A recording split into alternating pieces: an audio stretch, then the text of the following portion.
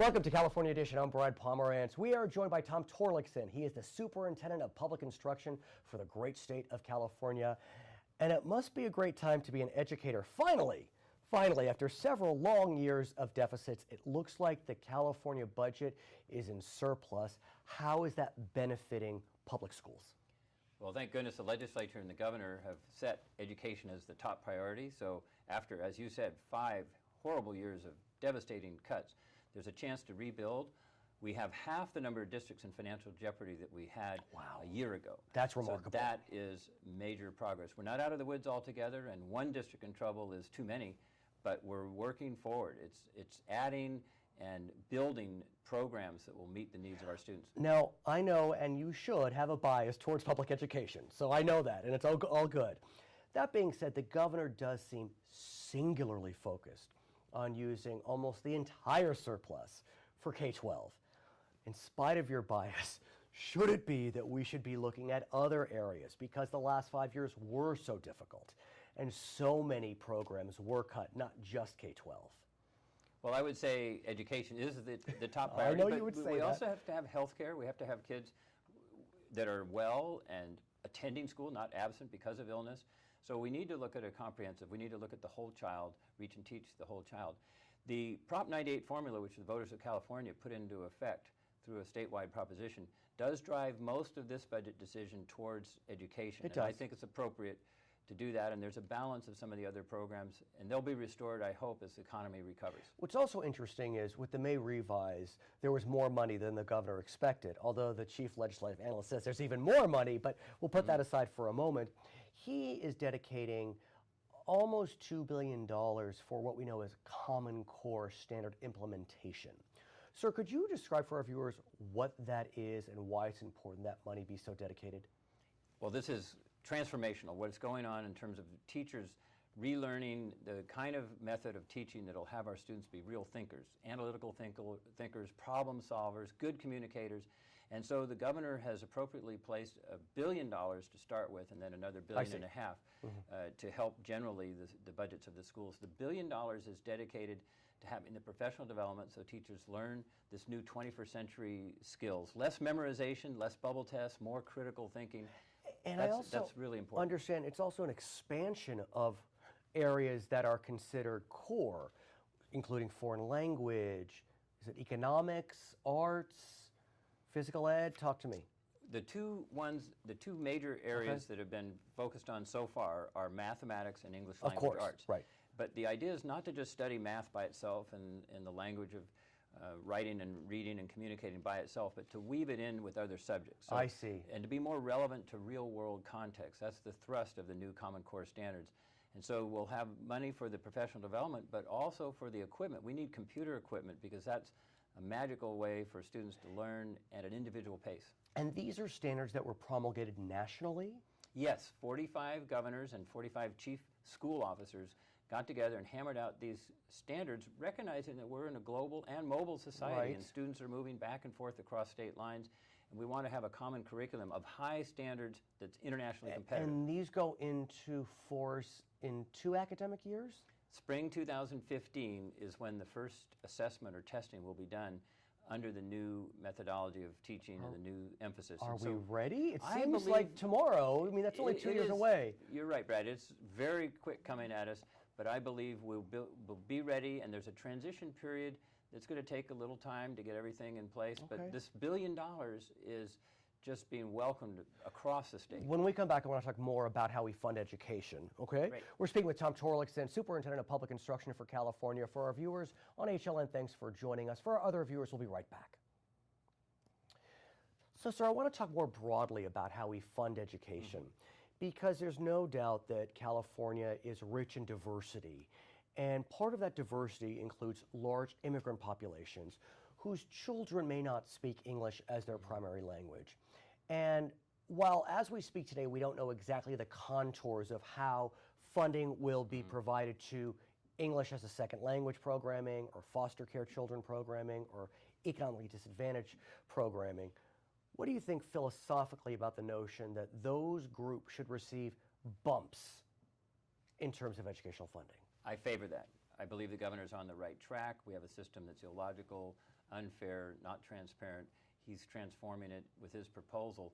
And it is true that for California to succeed, we have to have our English learner students succeed. We have to have our children from poverty succeed so they will be productive members of society and be able to sustain themselves and their families. So when you think about English learners, it seems obvious, I mean, actually axiomatic, that you have to have more funding because you need teachers who speak second languages, be that as it may.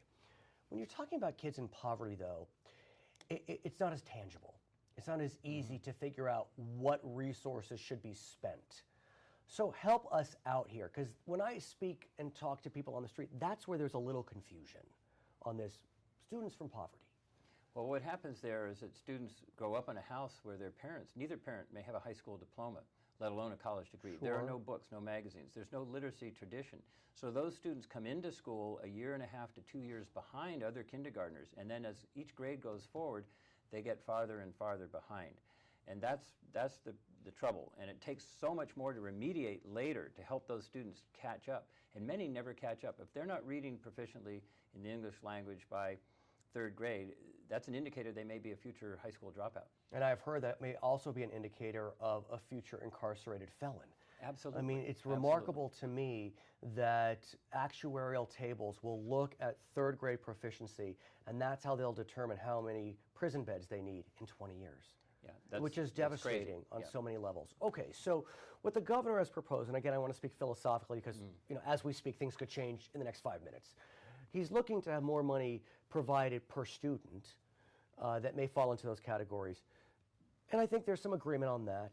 There's some frustration, though, on this notion of a concentration grant, where if there is a 50% threshold met with students in those categories, the district will get another chunk of money. That's causing some consternation because you could live on one side of the street and you're at 49%, on the other side of the street you're at 51%, and you lose.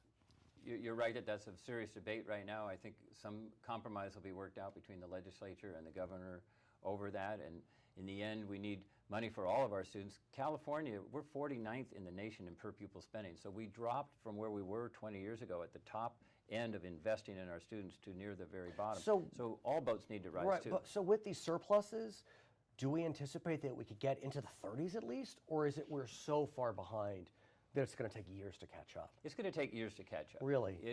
We'll move to the mid-40s and hopefully to the low 40s. It's going to take a while longer, but we need to set a goal and go after it in a bipartisan way. And as a result of your position, you're also a trustee for CSU and UC, correct? Correct. So is your sense that those systems are also being funded at a better level than they had been funded vis-a-vis K-12, which is getting so much attention? Both ends of the spectrum need to be attended to because they both suffered about a 25% loss of their revenues. So the governor has restored funding to higher education for the UC system and the Cal State University system to start to grow them back whole. It may take 3, 4, 5 years to bring them back to where they were before. And likewise with the K-12 system, these investments in this heavy concentration of investing in K-12 is going to go a long way to moving us back to where we were a few years ago. What about 13 and 14, which is community college?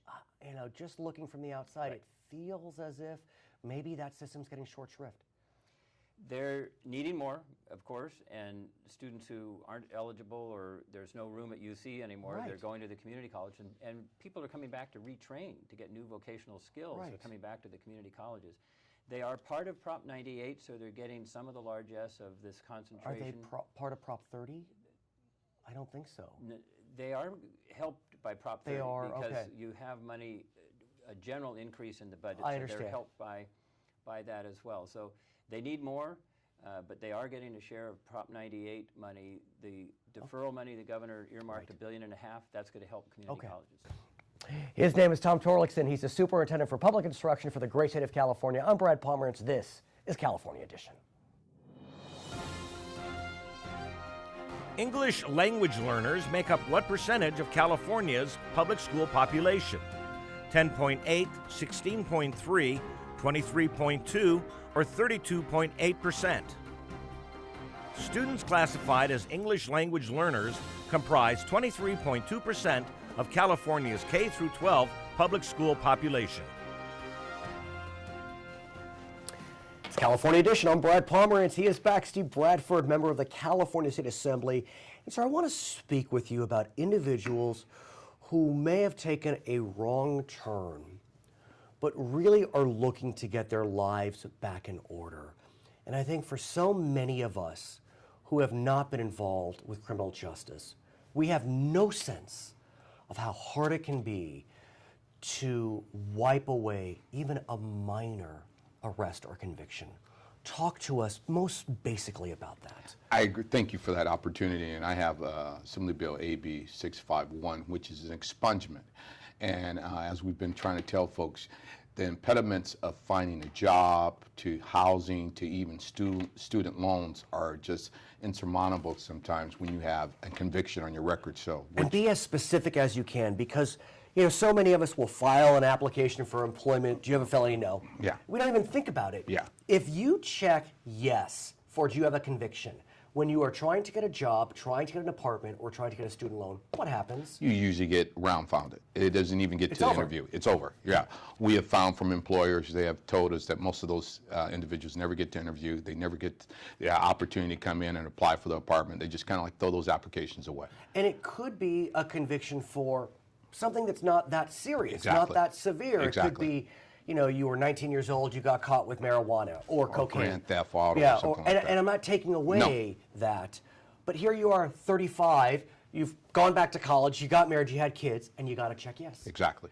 And so talk to me about what you're doing to try to help those individuals get their lives back on track. It's simple, an expungement bill, which gives the court, gives the judge the discretion. It's not automatic. Okay. And no matter how good we've been in the past and how bad we've been in the past, Fair enough. our record is always going to be there. Fair so enough. It doesn't wipe away the record. It doesn't wipe away the conviction. We equate it to like an honorable discharge from the military. It states you've met these. And so under AB 651, if you were convicted of a low-level, non-violent crime, that's important. Non-sexual? Non-sexual, you can apply for this. Is it a bona fide expungement? No. What is it then? It just kind of like gives you an honorable discharge. It says, I've been rehabilitated. I have not committed, run afoul with the law for at least a year. I've shown other good intents on how. And so when you apply for a job, and the question is, have you been convicted? You can then say no? No, you can still say yes, because you're on a background investigation, you're going to find it out anyway. It's going to come up. Okay, but. Exactly. But you're not required to check the box if you've been expunged. You can still admit when somebody asks you the question, you say, yes, I have been convicted. And they'll do the background checks and all that, but it shows an expungement, and it's kind of like a star next to your name. And so do you believe that that would be enough? For some, yes. For other folks, no. I mean, it's not. I mean, some folks are, marked for life just because you have a simple conviction. So it's just one little step in helping folks re-enter society. So let's talk about the likelihood of success on this bill. As we speak today, I understand it's made it out of the Assembly. Let's presume it makes it out of the Senate. Do we have a sense of where the governor is? Because it's very easy to say, oh, no, I'm tough on crime and I'm not going to support criminals. I don't think this is being weak or tough on crime. It's sensible. It's being smart on crime, just like our Attorney General has campaigned on and stated. We need to start being smart on crime. California has the highest recidivism rate in the nation, 70%. This helps shut that door. Okay, when we come back, I want to talk about another bill of yours that focuses upon the transportation of drugs and whether it's deemed sale or possession. We're speaking with Steve Bradford. For our viewers on HLN, we thank you for joining us. For our other viewers, we'll be right back. So I want to continue our conversation and speak about possession. Talk to me about how possession may be looked at differently depending on location of arrest, ethnicity. I hate to say it, but let's call the fact a fact. Yep. Talk to me about that. I mean, we have found out through our research that depending on where you live, who you might be, you could be stopped by law enforcement and you have a couple of marijuana cigarettes in your pocket, and it could be deemed simple possession. And that would be an infraction under a law signed by Governor Schwarzenegger recently. And just you get a citation, and you're eligible for drug court. Right. depending on where you are in some other neighborhoods, law enforcement has the discretion of saying if you were moving while in possession of that, it's trafficking. Moving, so if you were in a car. Your car, bike, or on foot, you can get charged with trafficking or transporting of drugs. Okay. And all we're asking is to add 5 simple words: the intent to sell, in order to be charged with trafficking. Because you can have marijuana up to an ounce for personal use and have no intent to sell, and you could be moving to and from and get charged with a possession. But let's put marijuana aside for a second, just because I think that there's kind of a zeitgeist out there that maybe we need to look at marijuana differently. I don't know. But cocaine, for example, heroin, crack, crank, whatever it may be called. I mean, that's starting to get a little more serious. And so talk to me about those drugs and how your bill would address those questions. Again, if you have this drug Right. and it's only for personal use, we will say only charge that individual with possession. Now, if you have clear examples of intent to sell, a scale, baggies, I see. Money in small denominations, all those indicators that say, hey, I'm out selling drugs, then you are charged with the transporting or trafficking of a drug. But we're saying if you just have a amount, a gram of cocaine, and it's for personal use, you know. So there's no doubt that the forces in the state that are looking to decrease our prison population because of a U.S. Supreme Court ruling and federal court saying we need to decrease our prison population would like to see something like this move forward, because somehow we need to bring our prison numbers down. But there are also forces that continue to be, we talked about it, you know, tough on crime. How are you balancing? It's a common sense approach. Again, no one is trying to say, let these bad guys go. But we have found through our research that the majority of folks who are in jail for simple drug possession headed for personal use. They had no intentions on selling. And I just met with a judge just this past weekend, and they said they were even trying to change the law to, once they realized the number of individuals who were being convicted of meth, and they were the sons and daughters of these judges, these lawyers, they were trying to differentiate the sentence for meth versus crack, because they were finding out more affluent kids were being charged with meth than they were with crack. And it says, why create a double standard there? Right, but see, that begs the question, because, look, we have heard about this nationally, we've heard about it in California, that individuals that are found to be in possession, you just look at their race. And they're charged differently. I understand that this bill looks to address that at some level, but what can be done about that disparate charging? We know recently in Arizona, Sheriff Arpaio was targeted and ruled that he was racial profiling in traffic stops. It's a little different, but it reminded me about this kind of racial profiling on drug charges. If it's not race, it's definitely zip code. And it's Okay. definitely economics. I said, if we want to remove the race, believe me. But why not talk about race? I agree, but everybody says, oh, you're always throwing out the race card, but I use this example all the time. If you're a white guy driving down Pacific Coast Highway with a drop-top Porsche and you're found with drugs in your car, chances are you're going to get a simple possession. Right. If you're a poor minority in a low-income neighborhood and you're on a bike and you have the same amount of drugs on you and you're going to and from, chances are you're going to get trafficking and possession. It's all about, be it zip code, economics, or race. Even if we add those 5 words, as you mentioned, is it also about educating law enforcement about charging fairly, equitably? Is it a district attorney question?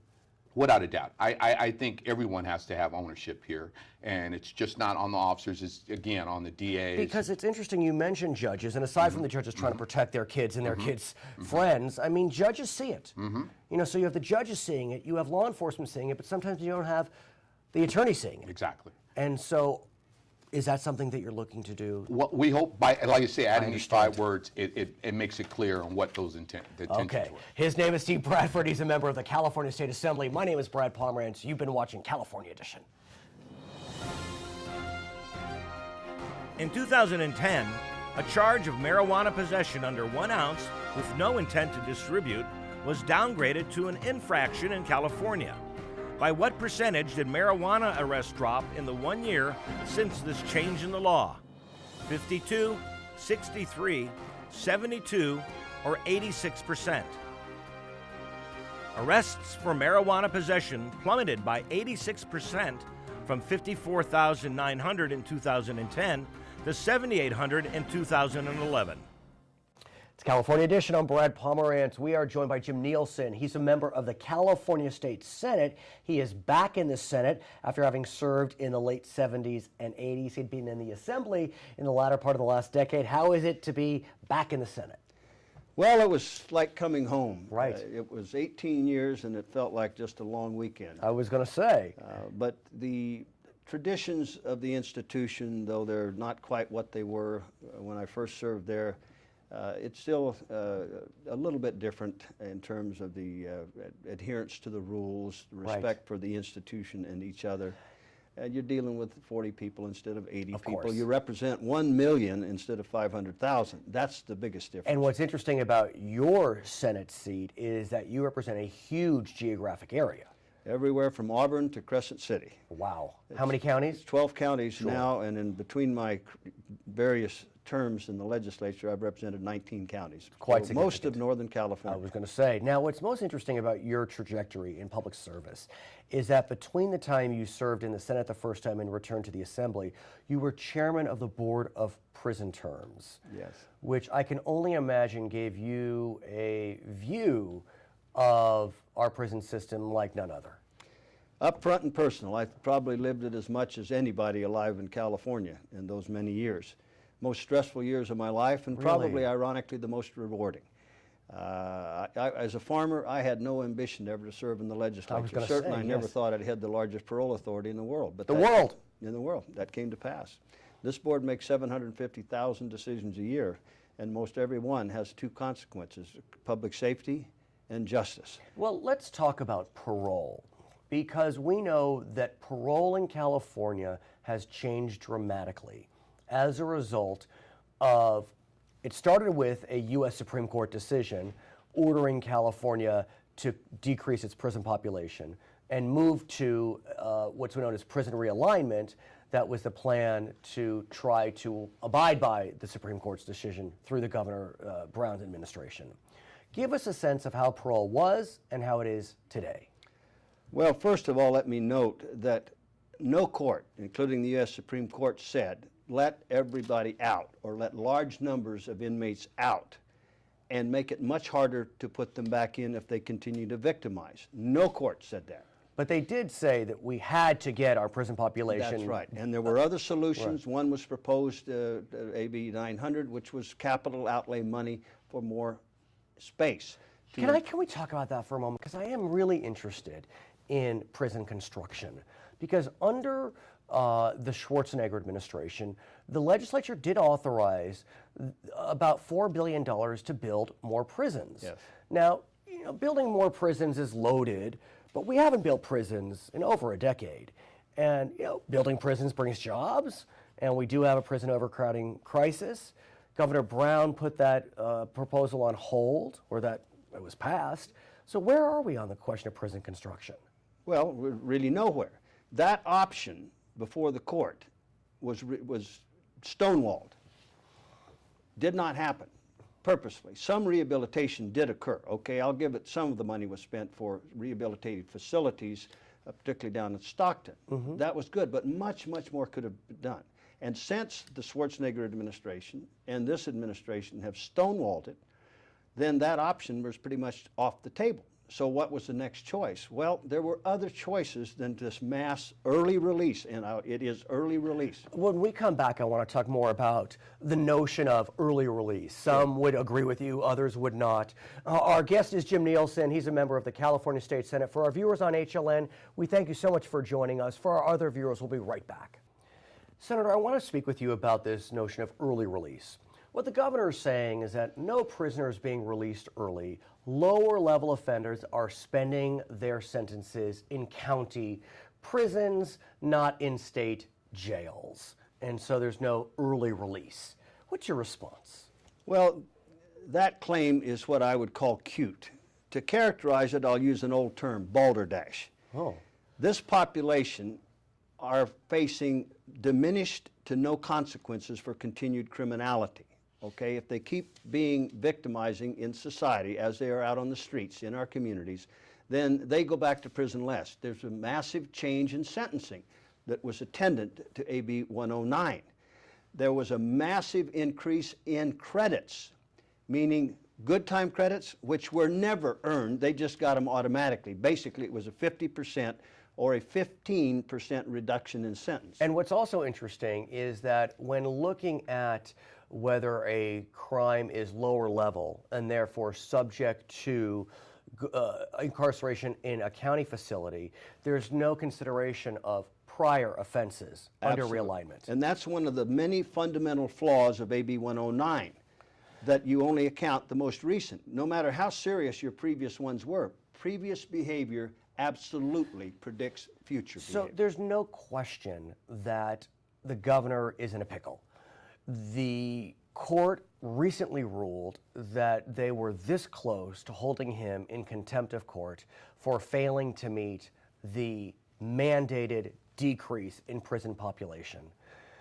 At the same time, you have members of the legislature, Democrats and Republicans, who are looking for fixes, like the ones you recommend. Look at prior offenses, other types of matters. What's the governor to do? Well, first of all, most of the fixes are being defeated, okay? And so there'll be very few fixes, none of the substantial fixes that are needed. What must happen is a fundamental change of those flawed premises of AB 109, and then a new plan submitted to the courts. I offered one small solution, HMO medicine for inmates. The legislature rejected my attempts to do that. The administration, Schwarzenegger and Brown, ignored it. Well, we know that a federal court recently reaffirmed its refusal to take the prison health care system out of receivership. That's correct. But my point is, this idea brought forth 8 years ago. Had that been employed, it would have diminished the impacts, and maybe it would unequivocally helped with the courts. That's one solution.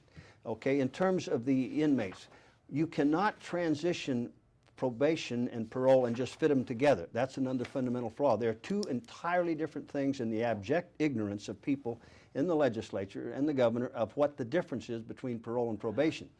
That needs to be changed too. Because I know there is confusion. What's parole? What's probation? Is a simple extension. It is another way of a sentence, imposing a sentence. Parole is transition back into society after you have served your sentence. And under AB 109, what is happening with parole? It's pretty much being collapsed. For the determinate sentence inmates, there's in effect no parole. They're now remanded, in effect, to probation. And those who formerly would be reincarcerated by an administrative hearing under the board that I headed now have to go to court. To what degree they are taken to court, and our courts can't handle it. A fundamental flaw that the courts should be the parole board, that probation and parole are one big happy family. They do not. They could evolve towards something of an accommodation, but only consistent with additional rehabilitative opportunities in our community, another fundamental flaw of realignment.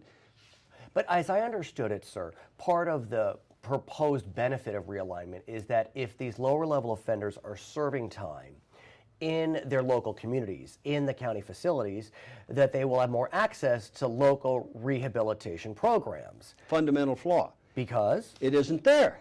Because? It was already inadequate before AB 109, and no more capital dollars or program dollars have been put into our communities to do this. But I had thought that with the budget surplus, the governor is starting to put more money into, we'll call it AB 109. With Prop 30's passage, there's more money for AB 109. Is that money flowing yet?